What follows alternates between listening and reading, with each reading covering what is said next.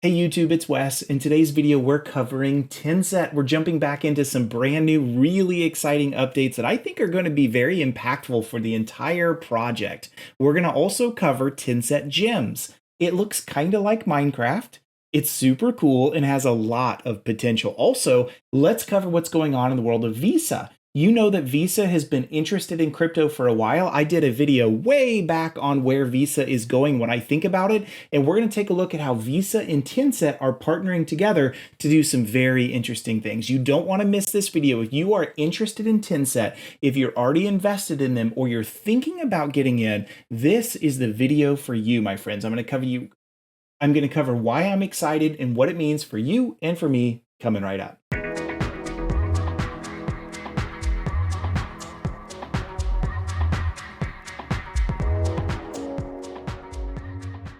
Hi guys, thank you so much for joining. My name is Wes Spencer, and in this channel we cover no FUD, no price pumping, no moon pumpers. I love covering the cryptos that are interesting to me. I love covering cybersecurity and anything entrepreneurial, making your own business, making your own way in life. So thank you guys so much for joining. Hit the subscribe button, hit the like button if you're new here. Would love for you to hit the bell icon as well, just to stay fresh with all my content coming out. Okay, so I'm going to share my screen out. Let's just jump back into Tenset for a little bit. I'm going to talk about why this has been very exciting. This has been a very interesting, innovative crypto. I'm always looking for cryptocurrencies that are doing things different, that are trying to move the needle in certain ways that others are not thinking about. And so if your first time seeing anything about Tenset is this video, I do encourage you, pause this and go look. Right up there is my original introduction to Tenset. And I talk about why it's awesome, why there's sort of a bridge to the entire stock market and fiat, and where I think Tenset serves to truly do some different things that are going to be beneficial to all of us. And I love their perspective of it being a deflationary token with buyback mechanisms, with integrating in and holding other cryptocurrencies and using those gains to do some really amazing things that I'm not seeing other cryptos do. It's almost like if a hedge fund were to start a cryptocurrency project and how they would integrate the two. That's what you're seeing with this, which is really exciting. And I think we're seeing a path to long-term growth and profitability for anybody that's interested in holding Tenset itself. So if we look here at the market, some interesting things here. On CoinGecko, they are now ranked 148. That's kind of awesome. Hey, I'm just saying, what I like to do on my channel is cover cryptos that I think are very, very interesting to me. And I've covered a whole bunch lately that have trended. And I am not saying that I'm moving the market. I am not moving the market. There's no crypto YouTubers that, as much as they want to truly think they move the market, probably a lot less than they think. But I will say, I've got my eye out for ones that are innovative and doing interesting things. And I've covered a bunch of those lately that have really blown up. Luna is an example of one. Also Clever and Chia are a few that I covered really early in and have really grown quite a bit. So just throwing those out there is, I love looking at some of those, and when I see them grow after a video I've made, I'm like, yes, it's so cool to see this. And Tenset is right in there with it. We're seeing this at 148 right now, which is really, really amazing. Okay, so, and by the way, just looking at price analysis, by the way, how do I feel about this? I feel good, of course, about it. So we're right in the middle. Go vote for this. Give Tenset a good vote for this. Trending over the past 30 days, they've been really, really good, but they could use your votes in the short term. And that makes sense because it's kind of down right now, and that's okay. Like, you shouldn't worry about that. In fact, I'll show you, looking at the market, for me, actually the chart, there we go. Looking at this, it slid down over the past day. But if you look at the 30-day, we really see that we're trying to test anywhere from that, at the lowest of a $3, but I really feel like we're testing against like $4 to $6 is really where Tenset is trying to kind of test against. What does that mean? Probably means, and again, do your own research. You guys know I say this on this channel. If you just listen to crypto YouTubers like me or others that are out there, you're going to go bankrupt. So do your own research. But I think now is a very, very good time to buy. If you're interested and you've been looking at this, we're definitely seeing this hit that 15-day, 2-week low period. So this is probably a good time to get in if you're interested and been following Tenset, really want to get into it. So I think that's pretty cool. Also, just been looking at this. I saw them post this on Facebook. They, at one point this week, they hit trending. I think they were there it is, the #1 trending search.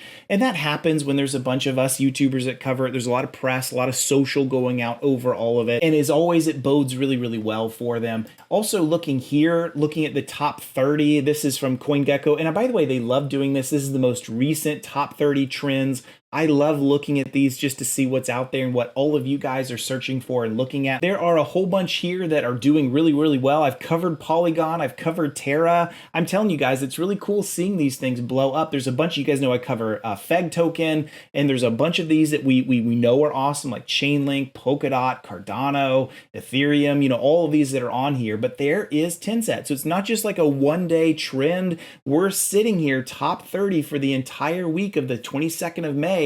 This is a big deal to see Tenset take off. There are literally thousands upon thousands of competing cryptos that are out there. I shouldn't really even say competing, more just competing for space, competing for attention is really the better way to say it. And to see Tenset pop onto here and stay on here for the week, that's a big deal. So again, I'm just saying it's good to see the market traction. So let's jump into some more news items here that I think are good for all of us. One of those is they have completed their audit. So it's good to see the Tenset audit in place. And I want to jump in and share some things about this. If you're not familiar with audits, it's just a way to have a third party review the contract code and just give a look into what's good, what may be risky as an investor's guide into, is this something that I think I should get into? And if you haven't seen my review on contracts, it's a little bit more nerdy, but I just think I owed it to you. Right up here is a link so you can go and see all of the different, maybe not all, but the major different contract reviewers, the third parties that do this. And of all of them,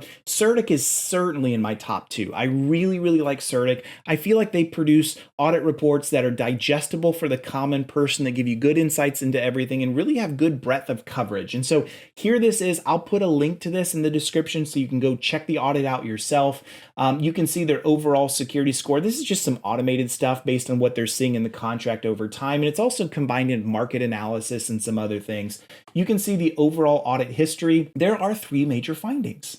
Now, don't be scared by that. Major findings are just interesting and they're very good to know. So I can tell you as a security person, I'm never afraid of like critical or major findings. I've had them in the companies that I've run. Those are data points to say, you know, we should go address this. And what I like to see is I'm not afraid of seeing majors or criticals or even medium findings. I want to see how we react to it. I want to see what we've done about it. And if it's being ignored, that's a huge red flag. So we're going to dive into this and you're going to see how the Tenset team has reacted to these. And honestly, very, very, very good. So we'll get to that in just a second. You can see the addition, they call this Skynet. So not every platform is paying and plugged into their Skynet. This is just sort of like their AI generated intelligence. It just looks at a lot of different data points altogether and less about the static code analysis that goes into a true audit. And so again, you can see they're doing well with everything here other than volatility, but welcome to crypto, right? Like, I don't think that's a major problem at all. 76 score because of volatility doesn't concern me in the least. I like the sentiment analysis as well. I'm going to cover more about sentiment analysis in the future. There's some interesting things on crypto projects that I sometimes look for around this, but 97% non-negative is what they call it. In other words, the market's excited about Tenset. And why wouldn't they be? Just like I'm excited about it. I love where they're going with it. It's got a ton of future and all of the ambition and capability in the world with them. So it's good to see, again, that it's not just a nerd like me, but it's a lot of people out there that are very excited about Tenset. So let's jump into the audit. You can actually view this really easily. You can click right here under View PDF. And when we bring this up, here is the entire audit itself, and I'm going to scroll through the summary. This just talks about what they look for, and we already know from the findings on the executive summary page that I just showed you, there's 3 major findings. So I'm going to scroll over to a couple of those. By the way, they do show for each one of these where the status is. Has it been acknowledged and accepted as a risk item? And that is totally okay to say, hey, here's an item, just be aware of it. And the team says, yes, we're aware of it, and we acknowledge it, and we accept the risk. That is always okay, at least for minor vulnerability severity rating. So let's go over to the majors. They say partially resolved. I'm going to show you what I really think about that as we get into them. So I'm going to scroll down until we get to one of those. And actually all 3 of them are the same. So for the sake of time in this, I'm just going to cover one of these, but all 3 of the majors are under the same category and have the same remediation process and pathway. So we can just cover all of them with just one for sake of time. Okay, so here we go. So here it is. You can see what the description is here. The real risk to this, whoa, we're getting some crazy rendering here. I'm just not going to highlight it. The real risk here is, hey, look, based upon the contract itself, if there is a risk of a bad guy getting access to the wallet itself, they could do some really damaging things. They could move a ton of crypto out, they could change prices, they could do some things that are really not good. And so the recommendation here is really what we want to look at. So they say we advise the client to carefully manage the account owner's private key and avoid any potential risks of being hacked. Now, that's the truth in all things in this world. You want to avoid being hacked, no doubt. You've seen all this ransomware that's happened lately, for sure. That's really important. And so what they recommend is a few things that you can do. Multi-signature wallets is an example of this. And they give some things. There should be some time lock latency over 48 hours so that there's time to respond. If there was a hack, there's time to look at that and say, whoa, we need to jump into this before something bad happens. Assignment of privileged roles, and introduction of some kind of governance mechanism. And so what we're seeing from the Tenset team right here is you can see their answer. They say they changed the owner address instead of being a single owner wallet, in which case like you get access to that wallet, you can do anything. They've changed this to a multi-sig wallet. A multi-sig wallet is a little bit beyond the scope of this video, other than to say it's now controlled by at least 3 different accounts altogether. And so if a bad guy got access to one, it's not sufficient. They would have to get access to at least 2 out of the 3 for something bad to happen. And so what are we seeing here? We're seeing a mitigation of risk. Personally, I'd like to see some additional things eventually happen, like certainly some time locking that would be nice that you see them mention this. But what they're saying is they immediately took action on this and they changed the owner address to a multi-sig wallet, which requires a bad guy to have access to more than one account. So it's not saying it's impossible for something really bad to happen. It's saying it's significantly reduced because the bad guy would have to jump into more than one account, and that's much more significant in terms of complexity. And that's a big thing. The reason it's a big thing is because I have seen other crypto projects. In fact, I shared one on the audit video that I made that suffered from an account compromise and it wasn't a rug pull, but a complete pullback and mass sell-off of all the tokens. That's really, really bad to happen. You never want that to happen. And so the way that the Tenset team has handled this, I can tell you as a cybersecurity person, going to a multi-sig wallet is really important. So all 3 of those major items have been handled this way with a multi-sig wallet, and I think that's awesome. And we'll continue to see, by the way, they track this. So when these things get resolved, you'll see them on the front of the page. So they've not been fully resolved, but they've been at least partially resolved in mitigating the vast amount of that risk by handling that with a multi-sig wallet. So that's a really, really good thing. So let's also jump into some of the new things that have been happening from the product side of the house as well. And one of those is Visa.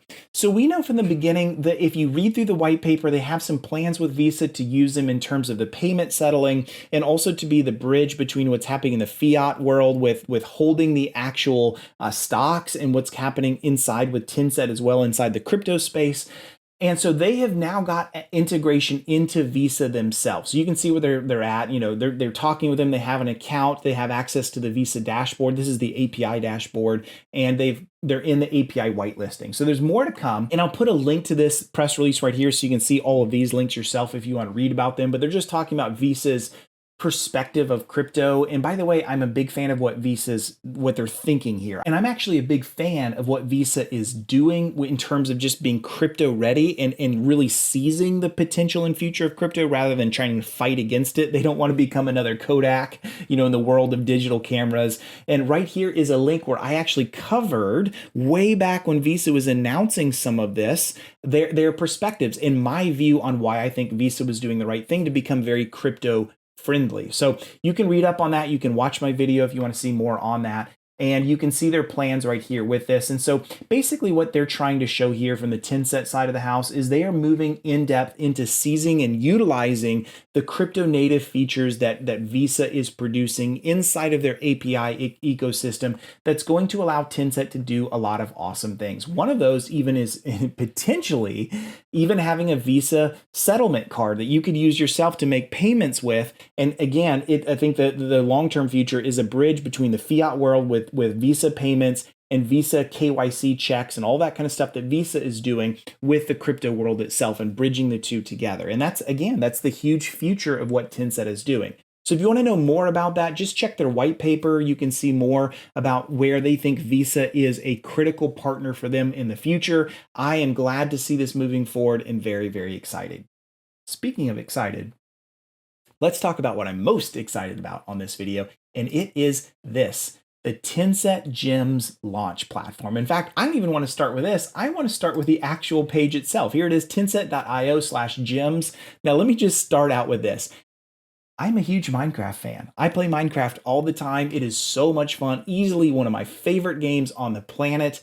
And I'm just looking at this and I'm like, here I am, I'm in a cave and I'm mining with my pickaxe and I come across a diamond vein and I'm like, yes, diamonds. This, if you're not a Minecraft fan or nerd like I am, this right here looks like a diamond block. It's sitting there glowing. And so I love that they're kind of playing into Minecraft with this. And so it's called the Tenset Gems platform. And it's really interesting to me. Let's take a look at what this thing is all about. Here's their press release. Again, you got a link to this so you can read up more about it. This is called the Tenset Gem Launch Platform, the TGLP. And think of this as sort of like an accelerator for other projects that may be innovative and interesting that the Tenset team wants to get involved with and help them along their journey. So what does this look like? Well, let's look into this a little bit more. In order to get accepted in, you see right here, what you have to do is you have to take 1,000 Tenset once you're into the whole platform, and you actually have to burn those. Why?